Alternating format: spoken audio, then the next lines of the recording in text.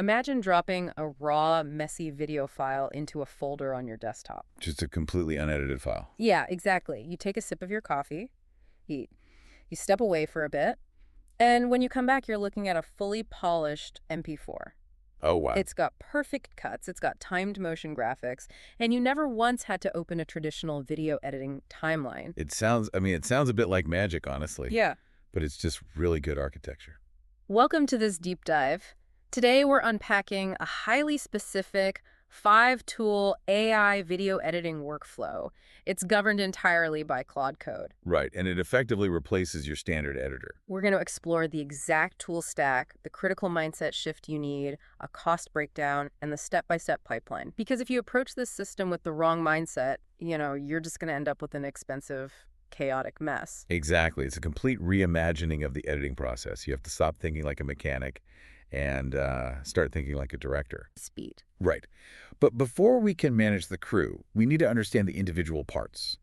Who is actually driving this thing? Well, there are 5 main tools in this stack. It sounds like a lot, but you really only interface with one of them directly. Okay. Claude Code is the central brain. It's basically your main editing engine.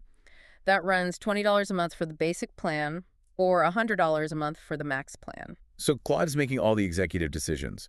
But Claude is a text-based model. It can't literally sit there and watch a video file, right? Spot on. It needs ears. So that's where Whisper comes in. Exactly. Whisper is the transcript layer. It's completely free, and it takes your raw video and turns the speech into a word-by-word map. Providing a literal map so the AI isn't editing blind? Yes. And crucially, it attaches precise timestamps to every single syllable. Next up, we have ffmpeg. This is the cutting and audio tool. It's also completely free. It executes the actual cuts, trims the dead space, and normalizes your messy audio levels in the background. Okay, wait. Let me push back on ffmpeg. I've looked at that software before, and it's not a normal app with buttons. No, it is not. It's just a terrifying black screen with green lines of code. Are you telling a non-technical creator they have to learn command line programming? Not at all. That is the whole beauty of this stack. You never write a single line of ffmpeg code yourself. Oh, really? Yeah. Claude Code reads that Whisper transcript map, figures out where the cuts need to happen, and then it invisibly writes the code to tell ffmpeg where to slice. So it's essentially acting as a universal translator. Precisely.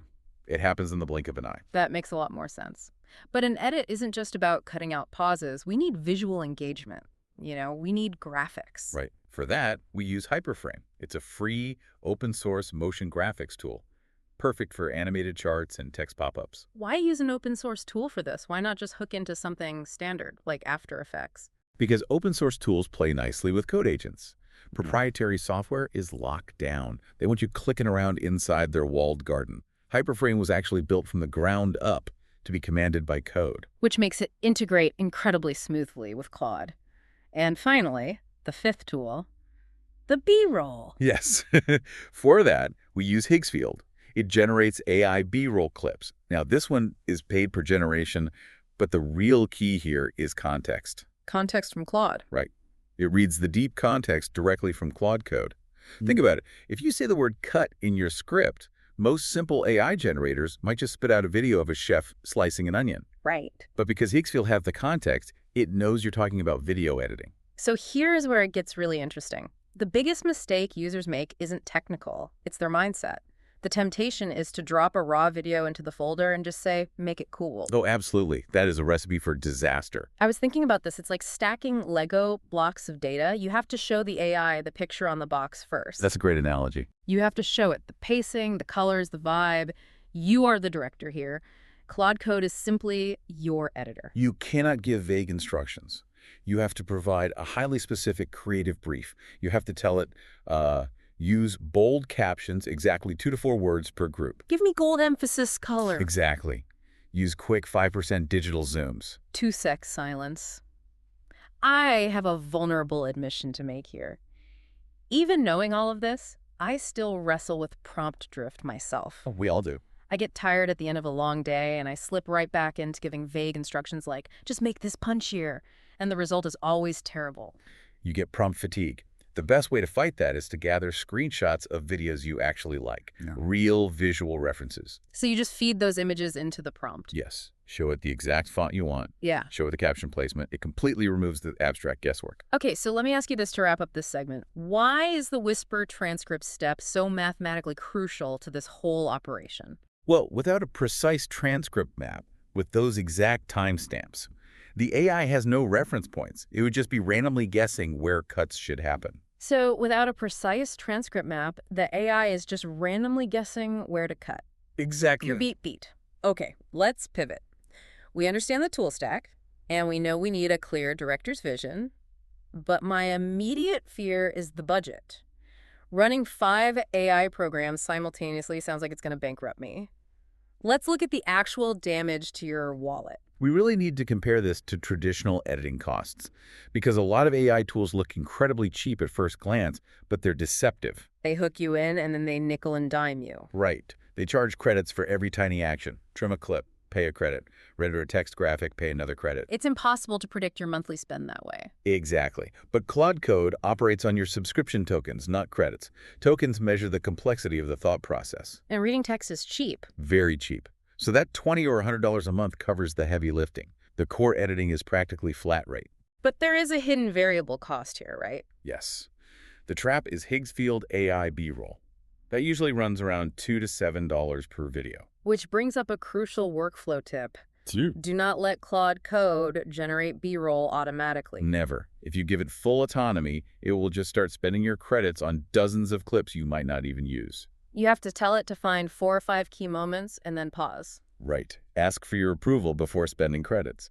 Let's contextualize this. A simple human edit for a basic talking head video costs about $50. But advanced edits can range into hundreds, sometimes thousands of dollars. Which makes sense for huge brand campaigns, but for solo creators, it's a huge barrier. So the cost rule is pretty simple. Use Claude Basic for testing and simple edits. Use Claude Max for frequent long-form content. Add Higgsfield for polished visuals. And reserve expensive human editors for high-end brand campaigns. So where exactly do the hidden fees usually sneak in and drain your budget? Well, the text analysis is covered by your subscription, but generating pixel data is expensive. The AI B-roll is where the costs will balloon. If you leave it running autonomously, it'll generate clips for every single sentence and eat your entire budget in minutes. Got it. AI B-roll eats your credits fast if you don't approve each generation first. That's the one. We're going to take a quick break. When we come back, we're going to fire the system up and walk through the exact pipeline. Sponsor. Okay, we are back. We have the tools, we have the mindset, and the budget makes sense. Let's walk through the pipeline from a raw, messy video file to a finished MP4. Steps 1 and 2 are your setup. You install Whisper and ffmpeg as the foundation. Then you connect your MCP integrations for Higgsfield and Hyperframe. And just to clarify for everyone, an MCP is a bridge letting AI securely use outside tools and data. Exactly. Once that's connected, you run everything inside Antigravity, which is a free IDE. And an IDE is a simple workspace app where you watch the code run. Right. You don't have to code anything yourself. It's just a clean, minimalist window. And you really just need a hyper-simple folder system. One folder named raw and one folder named output. That structure is vital. Claude Code needs to know exactly where to look for your raw file and where to drop the clean one. Step 3 is commanding the system. You feed Claude a markdown file containing your brand kit. Which is literally just a plain text document. You specify your hex codes, your fonts, your pacing rules. You write it once, and then you just use a custom/command, like a long-form edit. Right. It reads that master text file every single time, so you get perfect consistency. Now, step 4 is model strategy. This is incredibly important. You want to use the Opus model for the heavy intellectual planning. Opus builds the instruction file and the structure. But then you switch to the Sonnet model for the actual execution. Yes, because Sonnet is cheaper and much faster at running repetitive terminal steps. Oh, and avoid Fable. It's too expensive for normal video tasks. 2-sec silence. Whoa! Imagine scaling to 1 billion queries like this. Or, in this case, watching an AI generate a fully timed motion graphic edit while you just sip your coffee. It genuinely feels like peering into the future. So step 5 is execution. Claude generates the structure, asks for B-roll approval, and Sonnet builds the edit. Then you move to step 6, which is the review process. You preview the edit in Hyperframe Studio. And rendering a preview there is incredibly lightweight. You aren't waiting for a massive Premiere export. No, it's nearly instant. This is where you put your director hat back on. You give plain English notes. Make the first 10 seconds faster. Move that caption lower. Claude takes the notes, revises the code, and updates the preview. Then, step 7. You tell it to render the final MP4 to the output folder. The heavy lifting is done. You spend 80% of your time reviewing and directing instead of manually dragging clips. So let me make sure I have this model strategy right. Why do we bother switching from Opus to Sonnet right in the middle? Because Opus is brilliant at deep narrative thinking, but it's expensive. Sonnet is much faster and cheaper at executing the actual coding steps once the blueprint is made. Okay, so Opus smartly plans the architecture, and Sonnet builds it cheaply and efficiently.